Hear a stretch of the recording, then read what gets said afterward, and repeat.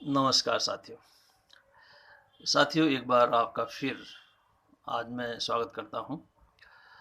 और अपनी जो ये श्रृंखला चल रही है ऑन वेरियस टॉपिक्स, आज बात करेंगे मल्टी सेंसरी अप्रोच पर, बहुइंद्रिय उपागम। अभी इसके बारे में बात करने के लिए एक्चुअली क्या है कि हम अपनी सेंसेस का उपयोग लर्निंग के लिए करते हैं, कॉन्सेप्ट फॉर्मेशन के लिए करते हैं। कोई भी कॉन्सेप्ट जो है हमारे पास अपनी सेंस ऑर्गन के माध्यम से आती है, तो ये है तरीका सीखने का। अब बात यह है कि फिर मल्टी सेंसरी अप्रोच क्या है। आँखों से हम देखते हैं, कानों से सुनते हैं, है ना, और भी तमाम हमारी जो 3 अन्य ज्ञानेंद्रियाँ हैं। हाथ से छूते हैं, नाक से सूंघते हैं और जीभ से स्वाद लेते हैं। तो ये जो तमाम हमारी 5 ज्ञानेंद्रियाँ हैं, इसके माध्यम से हम सीखने का काम करते हैं। यहाँ एक उदाहरण लेके मैं आपको समझाना चाहूँगा कि किस तरह से कोई कॉन्सेप्ट जो है वो बहुइंद्रिय उपागम से ही बन पाती है, पूरी कॉन्सेप्ट। आप देखें, जैसे मान लीजिए एक सेब की आप प्रत्यय बनाना चाहते हैं, बच्चे के द्वारा बनवाना चाहते हैं, तो आप देखेंगे कि सेब को आप दिखा सकते हो, है ना, बच्चा देख सकता है।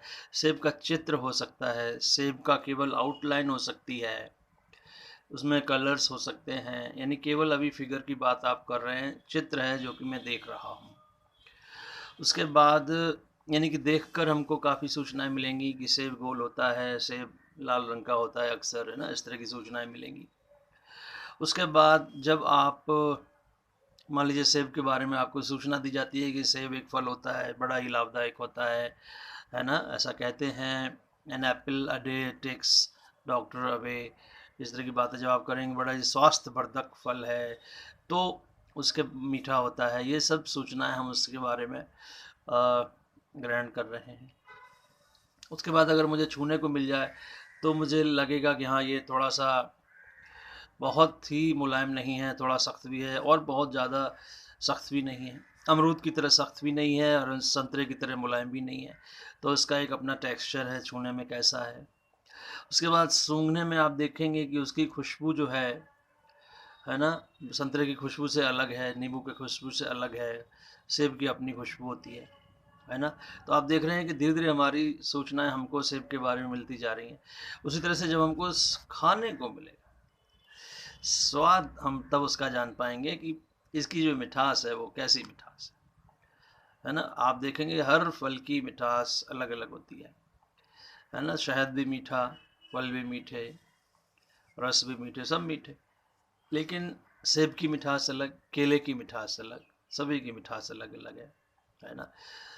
शरबत भी मीठा, चाय भी मीठी, दूध भी, लस्सी, सब कुछ मीठा ही मीठा, लेकिन सबकी मिठास अलग अलग।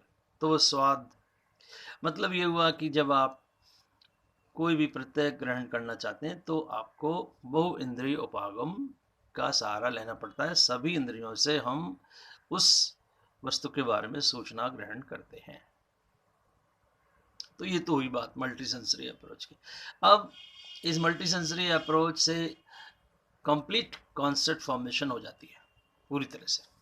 सोचिए जरा, यदि हमको न पता हो कि खाने में कैसा है सेब, है ना, तो आधी अधूरी सूचना होगी। ठीक है, कई बार ऐसे हो सकता है कि मैं किसी वस्तु का वर्णन तो कर दूं, लेकिन चूंकि वस्तु मैंने देखी हुई नहीं है, इसलिए मैं उसको सामने आने पर पहचान ही ना पाऊं। तो मतलब कॉन्सेप्ट अधूरा है। आगे बढ़ते हैं। अभी दृष्टिबाधित विद्यार्थियों की बात करते हैं। दृष्टिबाधित विद्यार्थियों की चूंकि विजन पुअर है या विजन नहीं है, तो आप देखेंगे कि बहुत बड़ी ये बाधा है, क्योंकि विजन से एक कंप्लीट पिक्चर किसी भी ऑब्जेक्ट के बारे में बनती है ना। एक बार में ही आप संपूर्ण उसके आयामों को पता लगा लेते हो, कितनी बड़ी लंबी चौड़ी है ना, गहराई है, क्या है, कैसी रंग है देखने में, और बहुत कुछ इंटीग्रेटेड एक्चुअली ये सेंस है। और ये डिस्टेंट सेंस भी है, दूर से भी आप पता लगा लेते हो वस्तु के बारे में। ठीक है, तो देखकर, है ना। और ये काम दृष्टिबाधित संघ के बच्चे के संग नहीं हो रहा है। तो वो अपनी अन्य ज्ञानेंद्रियों पर निर्भर हो जाता है, उसका सीखना फ़र्क हो जाता है। वो सुनकर सीखता है, वो छूकर सीखता है। 2 मुख्य जो तरीके बचे दृष्टिबाधित बच्चे के सीखने के लिए, एक है सुनकर और दूसरा है छूकर। तो सुनकर और छूकर के वो सीखेगा किसी भी प्रत्यय के बारे में, किसी वस्तु के बारे में। और उसके बाद 2 अन्य ज्ञानेंद्रियां भी हैं, उनसे भी बड़ी महत्वपूर्ण सूचना हमको सूंघकर और स्वाद से मिलती है। यद्यपि हर वस्तु का स्वाद नहीं लिया जा सकता, है ना, और हर वस्तु में हो सकता है खुशबू भी ना हो, है ना, तो कुछ सीमित मात्रा में सूचनाएं हमें अन्य ज्ञानेंद्रियों से भी मिलती हैं, लेकिन मुख्य रूप से दृष्टिबाधित बच्चा डिपेंड हो जाता है सुनने पर और छूने पर। तो ये जो हम बात करते हैं कि दृष्टिबाधित बच्चों के लिए मल्टी सेंसरी अप्रोच का इस्तेमाल करना चाहिए, ये एक्चुअली सभी के लिए हम लोग इस्तेमाल करते हैं, केवल दृष्टिबाधित के लिए नहीं, सभी के लिए ऐसा ही करते हैं।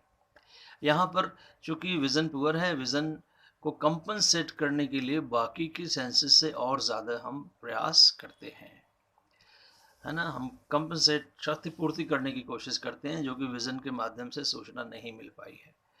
तो ये है हमारा मल्टी सेंसरी अप्रोच, है ना।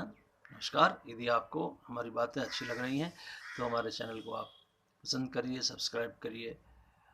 नमस्कार।